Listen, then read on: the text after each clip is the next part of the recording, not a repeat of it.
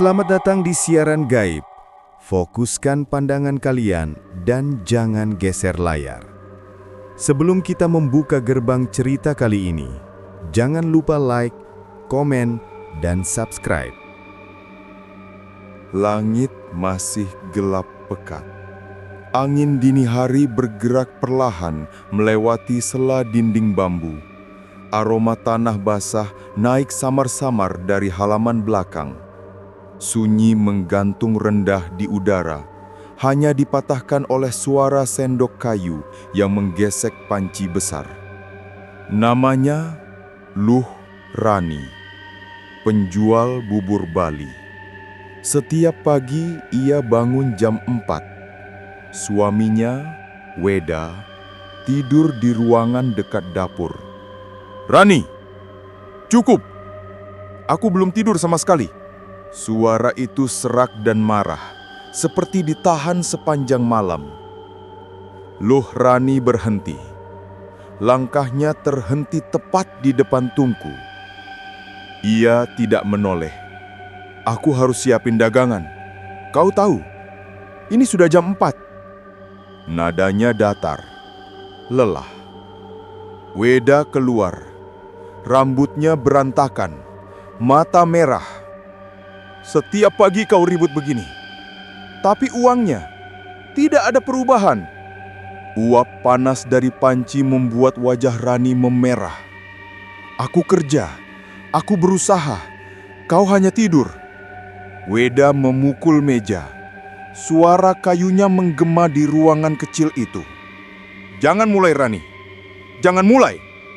Sunyi menegang. Hanya terdengar angin menyusup dari celah-celah dinding. Seolah-olah rumah itu ikut menahan nafas. Rani melanjutkan mengaduk bubur. Gerakannya cepat, gelisah. Aroma kacang tanah yang dipanggang memenuhi dapur. "Percuma bangun jam 4 kalau tetap miskin." Rani menutup mata. Kata itu menusuk. Ia menggenggam sendok kayu terlalu kuat. "Aku cuma ingin kita makan." Weda mendengus. "Kalau mau kaya, minta ilmu sekalian sama Balian." Ucapan itu sarkastis, sinis. Tapi kata itu justru menancap di kepala Rani. Diam. Samar-samar ia merasa ada sesuatu yang bergetar di dalam dadanya. Seolah-olah ada bisikan dari sudut dapur yang gelap pekat. Bisikan yang tidak wajar. Bisikan yang membuat bulu kuduknya meremang. Sejak pagi itu, sesuatu berubah. Rani mulai memikirkan ucapan suaminya tentang Balian, tentang cara agar suaminya tidak lagi marah, tentang cara agar rezeki berjalan. Keesokan harinya, ia diam-diam pergi.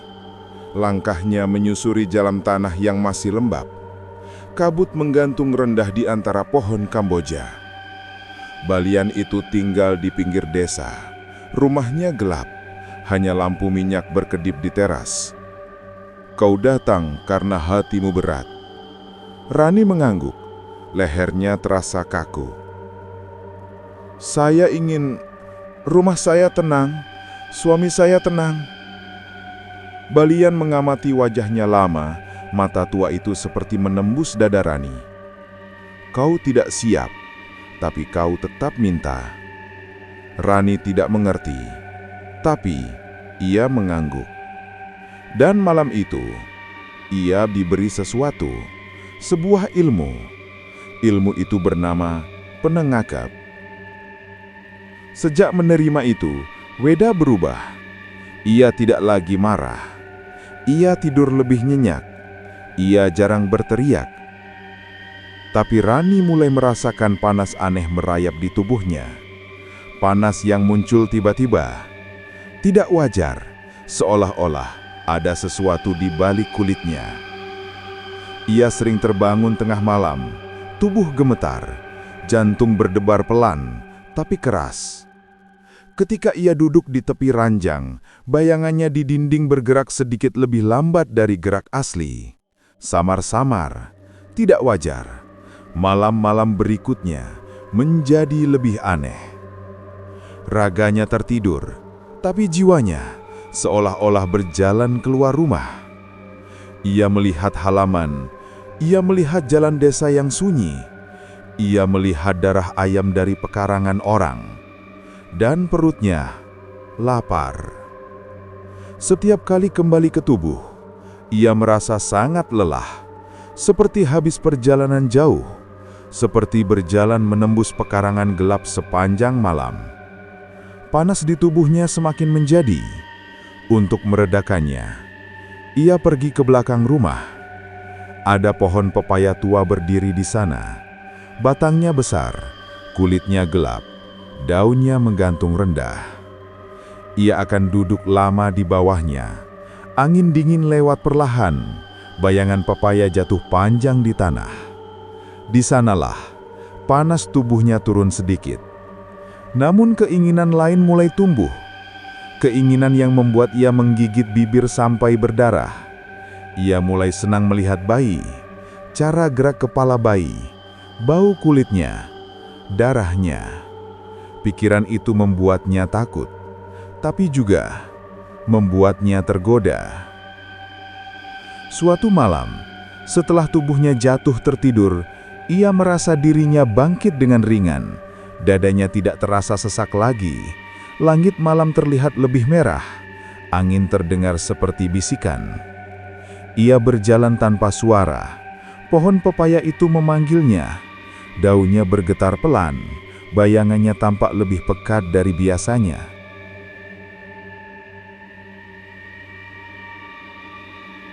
Ia berdiri di bawahnya, menengadah.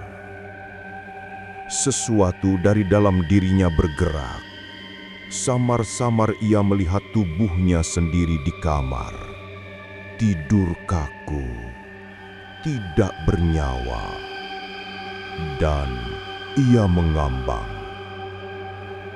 Panas di tubuhnya menghilang, diganti dingin yang merayap dari ujung kaki sampai kepala. Ia sadar, ia bisa ngelayak, tapi bentuknya masih samar. Belum sempurna, belum kuat. Namun, cukup untuk mencium bau darah dari jauh. Pagi-pagi tubuhnya selalu lunglai, wajah pucat, keringat dingin. Weda menatapnya bingung.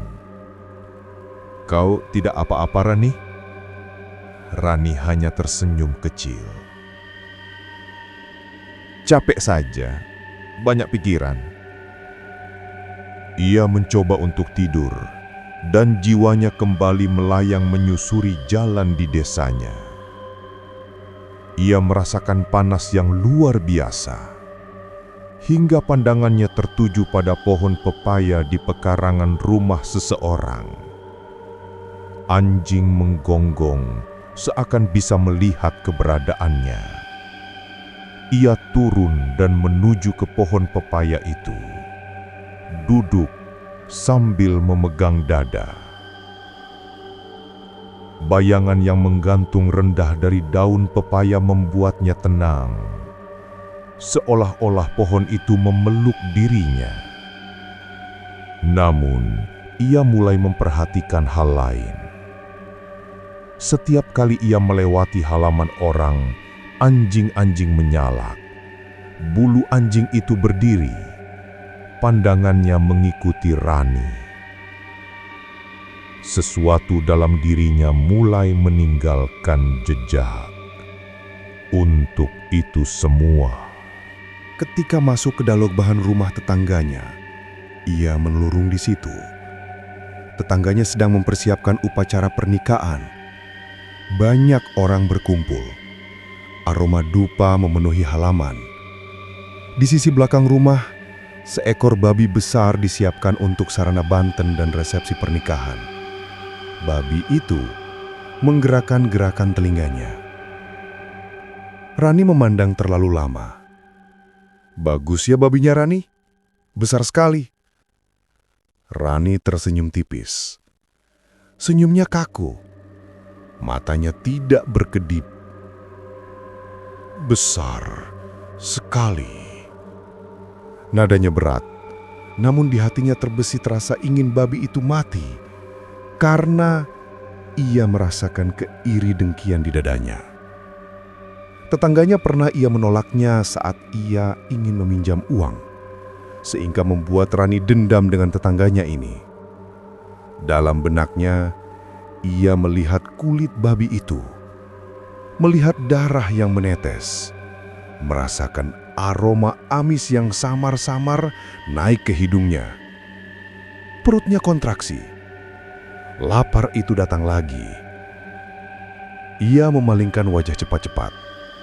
Langkahnya terhenti 2 kali karena lututnya bergetar. Malam itu, ia kembali berubah. Panas datang lebih cepat. Bayangan di dinding bergerak lebih lambat. Anjing-anjing di desa menggonggong bersahutan. Ia bergerak ke bawah pohon pepaya. Dingin di bawahnya terasa lebih kuat. Tanah di sana lembab. Aromanya menusuk. Ia melihat langit. Ada kabut merah samar melayang. Lalu dunia menjadi gelap. Tubuhnya tertinggal. Jiwanya melayang. Ia melintasi sawah, melintasi sungai kecil, menuju rumah tetangga. Di sana, babi itu terikat, tertidur, tanpa suara. Rani melayang mendekat. Darah babi itu berdetak, pelan, menggoda. Ia tidak ingat apa yang terjadi setelah itu. Pagi berikutnya, teriakan terdengar dari rumah tetangga. "Babi kita mati! Siapa lakukan ini?" Keributan memecah kesunyian. Orang-orang berkumpul. Anjing-anjing menyalak tanpa henti. Rani terbangun dengan tubuh lemas. Kakinya seperti dipenuhi lumpur. Kuku-kukunya ada tanah hitam di ujungnya. Weda menatapnya heran. "Kenapa kakimu kotor begitu?" Rani tidak menjawab. Ia hanya memandang ke arah jendela. Tetangganya mulai mengecek kejanggalan yang terjadi di hari sebelumnya.